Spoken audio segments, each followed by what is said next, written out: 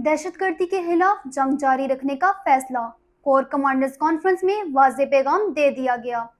Field marshal Syed Asim Munir की ज़ेर सदारत होने वाली 275वीं कोर कमांडर्स कॉन्फ्रेंस में वाज़ेह किया गया कि दहशतगर्द नेटवर्क्स और उनके सहूलतकारों के खात्मे तक ऑपरेशनल रफ्तार बरकरार रखी जाएगी। कॉन्फ्रेंस में शहदाए पाकिस्तान को खिराज अकीदत पेश किया गया, जबकि मुसल्लह अफवाज की तैयारियों और पेशावराना सलाहियतों पर इत्मीनान का इजहार भी किया गया। फोरम ने अफगान तालिबान हुकूमत के पाकिस्तान मुखालिफ इल्जामात को मुस्तरद करते हुए कहा कि पाकिस्तान सिर्फ दहशतगर्दों और उनके ठिकानों को निशाना बनाता है।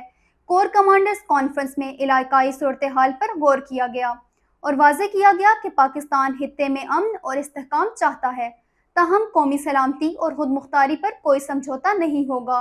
फील्ड मार्शल सैयद आसिम मुनीर ने मार्का हक को कौमी इत्तेहाद और पाकिस्तान के दिफा की अज़्म की अलामत करार दिया।